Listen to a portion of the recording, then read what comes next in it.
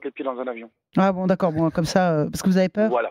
Oui, carrément. Ouais, bon, bah, non, mais pas de problème, très bien. Là, je Je suis pas le comprends. bon auditeur. Bon, Là. en tout cas, il y en a On s'éloigne. plusieurs nous ont dit déjà ça, et vous nous disiez tout à l'heure, Jean-Baptiste Djebari, que c'était une vraie concurrence, l'aviation. Et puis il y avait un slogan. Le slogan, c'était à nous de vous faire préférer le train. Oui, c'est vrai. Et en fait, parce que le train, quand vous partez en vacances, il est en concurrence avec votre voiture, avec le bus, avec voilà, les autres modes de transport qui existent et qui parfois peuvent être plus faciles. Votre voiture, c'est plus facile que d'aller prendre le train à Gare Montparnasse ou ailleurs.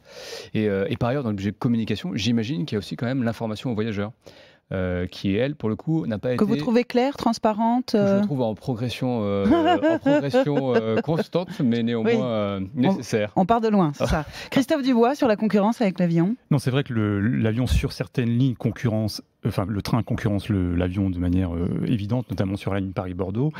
Mais ce qu'on a vu, et c'est très étonnant, sur certaines lignes petites, des dessertes... Pardon, sur la ligne Paris-Bordeaux depuis 1 an et demi à peine, hein, depuis que ça met 2 heures.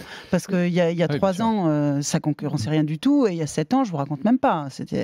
En gros, c'est 3 heures, un trajet de 3 heures, vous commencez à avoir de la vraie concurrence train-avion. Et ligne TGV Paris-Bordeaux à laquelle Guillaume Pépi ne croyait pas du tout, alors que ça marche. Et c'est 2 heures aujourd'hui maintenant, oui, bien sûr, c'est fantastique. Mais c'est vrai que c'était une concession Vinci, je crois que ça n'a pas été digéré à ce jour par la SNCF, c'est un autre sujet. Mais pour terminer sur l'avion, par exemple sur la ligne Paris-Clermont-Ferrand, qui est une ligne ferroviaire qui marche très très mal, et on voit que pas mal d'usagers reprennent l'avion. Donc c'est un peu le paradoxe.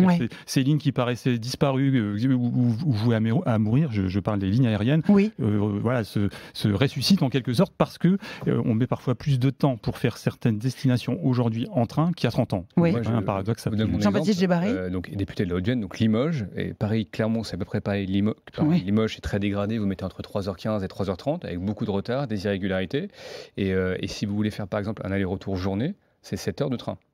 Et il vaut mieux prendre un avion. Et pour des prix qui sont sensiblement similaires. Alors ça ne correspond pas à toutes les demandes, il n'y a pas des avions tout le temps comme il y a des trains fréquents, mais il y a un arbitrage qui parfois peut se faire entre l'avion et le train selon ce que vous avez à faire à Paris ou à Limoges.